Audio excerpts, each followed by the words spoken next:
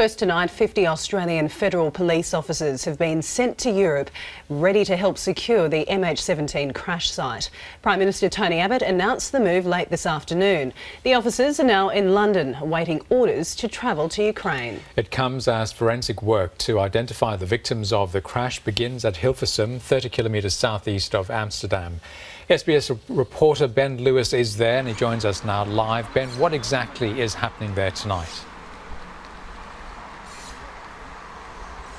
Anton, good evening. Behind these gates behind me, now adorned with flowers, forensic experts from around the world will begin the task of identifying the bodies. It could take months, but authorities here say it's a grim task that needs to be done comprehensively, that the victims' families deserve nothing less. It comes as our Prime Minister Tony Abbott makes a commitment to potentially send AFP forces into the crash site area in eastern Ukraine. It remains to be seen how that plays with the Russian separatists who control the area.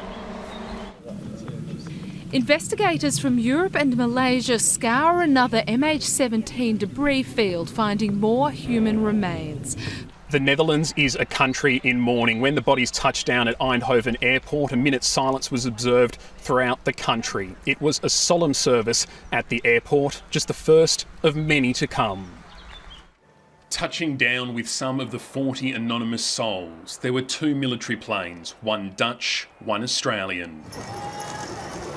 When the coffins came out, the faint but unmistakable sobbing of relatives. Dignitaries from 11 countries bore witness, including the Dutch King and Queen and Australia's Foreign Minister.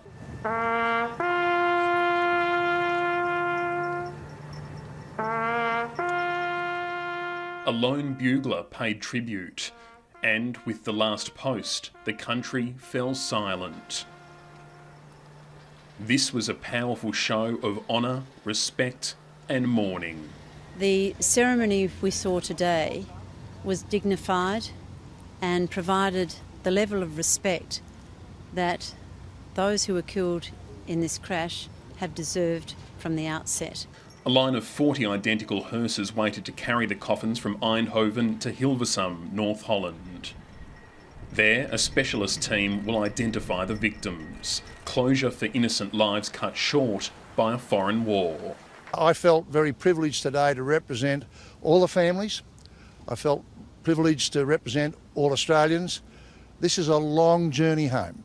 The repatriation of Australian victims is likely to take some time. It could be weeks or months until bodies are positively identified. Relatives will then be contacted and offered the opportunity to accompany the remains of their loved ones home. Along the procession, Dutch mourners paid their respects. We will not rest until we have counted for every body, every Australian aboard that flight. And with flowers at Amsterdam Airport, onlookers, friends and relatives around the world showed that they are united in grief and determined to find justice. In Melbourne, more than 1,100 people have attended a multi-faith service in memory of the victims. Victims' families were joined by dignitaries and strangers for the emotional service, which was timed so that delegates from the AIDS conference could attend.